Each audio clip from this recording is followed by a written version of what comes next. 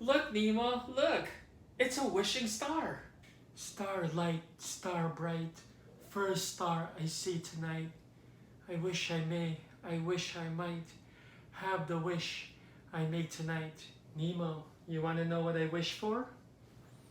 I wish for this plant, and this plant, and this plant.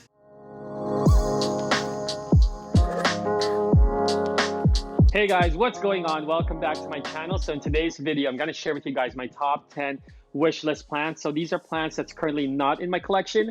Although two of these plants I did recently acquire not too long ago, so I will share what those plants are still at the end of this video, so that way I can also talk about them and how to care for them.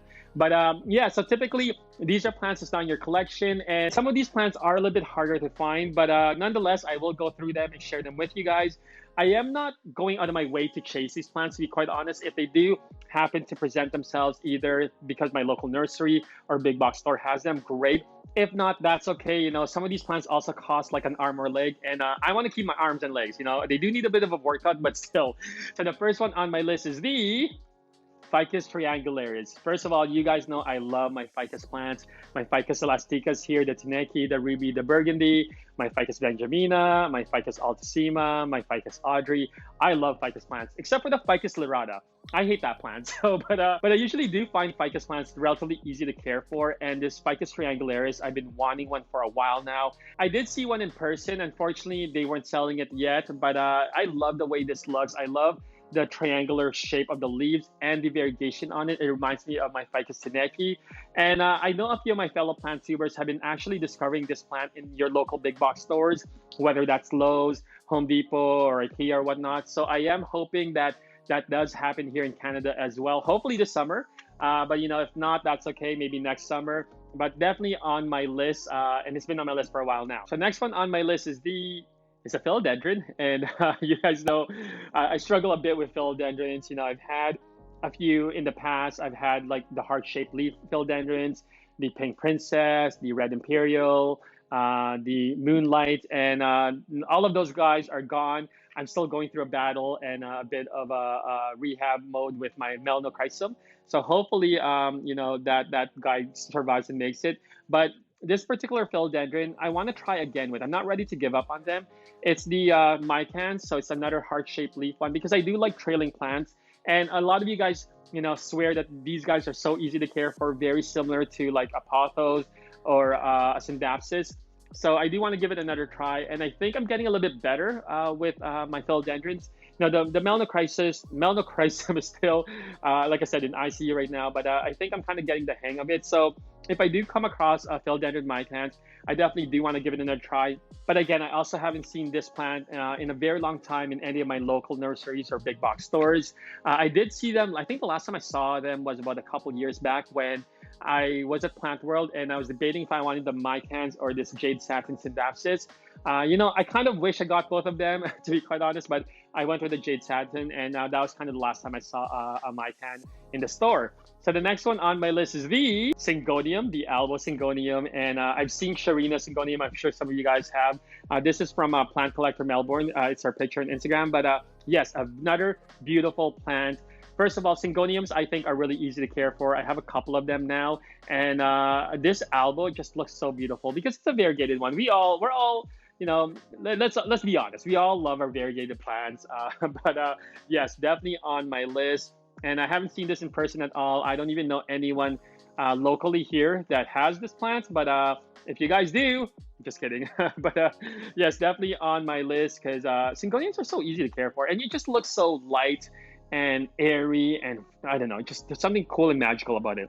So the next one on my list is another philodendron. It is a philodendron melanochrysum crossed with a VERRUCOSUM. So you guys can see here, this is a picture from Rachel, heart-shaped leaves. And it's such a beautiful piece of specimen. I love the dark green foliage on it with the lighter, you know, shades of green around the veins. It almost looks like lightning. It just looks so cool. And I love plants where their leaves get really huge. You guys know I like my melanochrysum. It's just unfortunate that it's not doing well right now. But this particular plant, I would definitely want to have this in my collection. But I don't think I'm going to get another philodendron until I really master this melanochrysum. And the Gigas does really well for me because, again, these plants are not cheap, and they, you know, they don't come around often. So but can't say I can't wish for them. So next plant on my wish list is one that it has been on my wish list for so long. I don't know if I'm ever going to find this plant, but it is the CHRISTIA of OBCORDATA. So it is the swallowtail or butterfly plant.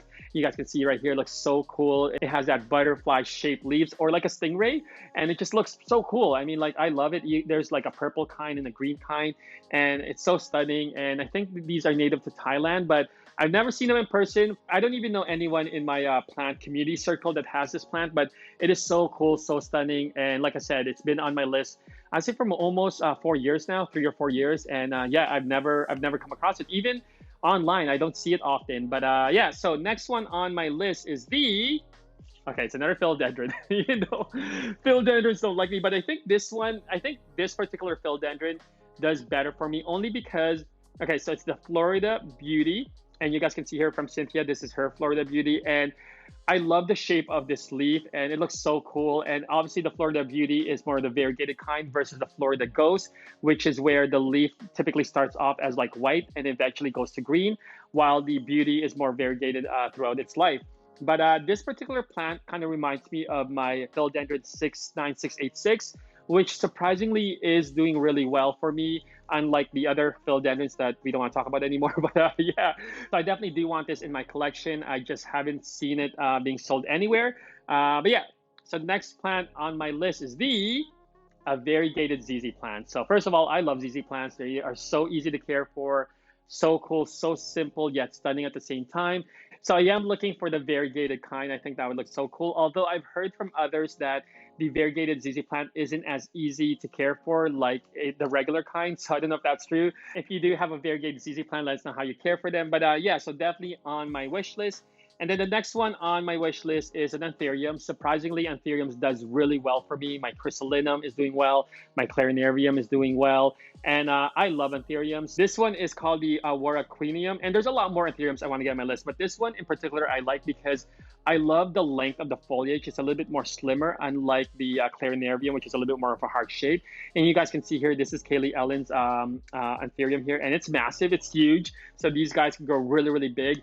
And I don't think I'm going to ever, first of all, it's unlikely for me to come across this plant. Like I said, very, very hard for these plants to show up here in Canada. But if I even get a small one, I'd be happy with. But she's got a massive one. So this is a really cool plant. But yeah, so those are 8 plants that's currently on my wish list. And then these 2 were also on my wish list. But again, I did pick these guys up 2 weekends ago.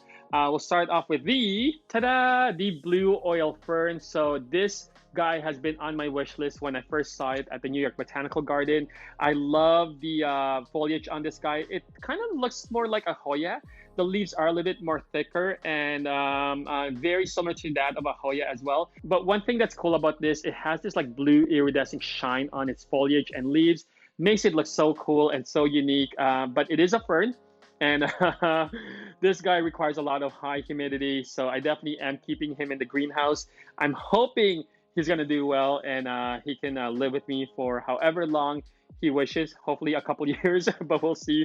I am going to try my best when it comes to ferns. I've only owned 1 fern in my life, which was the maiden hair fern. Yeah, he's gone to heaven already. So next one on this wish list, which is no longer on my wish list plants, it is the, ta-da, the STEPHANIA erecta. So this is one of those caudex form type of plants, a potato. And one thing I like about these types of plants, it just looks so cool when they are planted like halfway into the soil. And then the top half is like above the soil.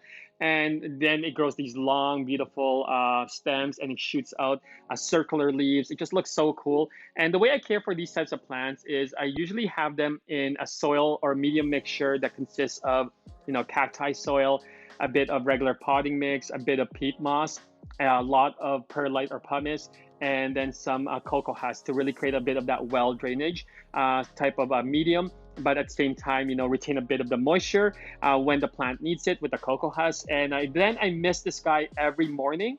And then I have them about like 3 or 4 feet away from the sun or from my window. And so it does get a lot of indirect bright light, similar to my Phyllanthus mirabilis. That's how I'm going to care for this. And yeah, it looks so cool. I'm so happy to have this in my collection. I did have one a while back, maybe about 2 years ago. And it didn't do well. I had it really close to the window, and I didn't have the right soil or medium mixture to it, so it never really sprouted or did any growth. But this is definitely gonna be different, only because I now have a bit more experience with the other potatoes. But yeah, so those are my wish list plants. Again, I'm not gonna go out of my way to acquire these plants. If my local plant shop or nursery has them, great. You know, if someone wants to trade, even better. But yeah, what's on your wish list plants? Comment below and let me know. Other than that, hopefully you guys enjoyed this little video, and we'll see you guys soon. Peace.